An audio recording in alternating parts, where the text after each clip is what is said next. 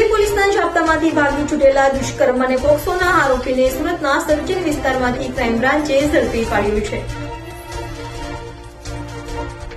Crime બ્રાન્ચની team પેટ્રોલિંગમાં હતી ત્યારે બાતમીના આધારે સચિન ઇન્ડસ્ટ્રીયલ વિસ્તારમાંથી દિલ્હી પોલીસના જાપ્તામાંથી ભાગી છૂટેલા દુષ્કર્મ અને પોક્સોના આરોપી એવા રાહુલ ઉર્ફે રાહુલ ગુજર વિનોદ કુમાર બંસલ ઉપાધ્યાયને ઝડપી પાડ્યો હતો અને તેનો કબજો દિલ્હી પોલીસને સોંપવાની તજવીજ હાથ ધરી હતી। સુરત શહેરમાં નાસ્તા પડતા આરોપીઓ તથા પેરોલ જમ્પ આરોપીને પકડવાની જે ઝુંબેશ ચાલી રહી છે એ ઝુંબેશ અંતર્ગત દિલ્હી માલવીયનગર પોલીસમાં 9/7/2024 રોજ એક દુષ્કર્મનો આરોપી જાપ્તામાંથી ભાગી ગયેલાનો ગુનો નોંધાયેલ છે। જે ગુનાની હકીકત એવી છે કે આરોપી રાહુલ ગુર્જર એ દિલ્હી વિસ્તારમાં ભાડેથી રહેતો હતો, હોટલમાં નોકરી કરતો હતો। એની ગર્લફ્રેન્ડ છે બબીતા, એને બંને જણા સાથે મકાનમાં ભાડે રહેતા હતા।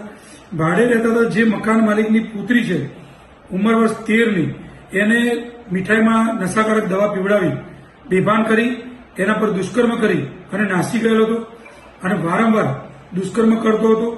એના ઘરમાંથી પ્રેરીના ઘરમાંથી લોકર તોડી 1,78,000 રૂપિયાની એની ચોરી કરેલ હતી અને એ બાળકીને વારંવાર જો તું કોઈને કહી દેશે તો તારા ઘરમાંથી તારા સભ્યોને ગોળી મારી અને મર્ડર કરી નાખી એવી ધમકી આપતો હતો। એટલે બાળકી ચૂપ રહેલી હતી।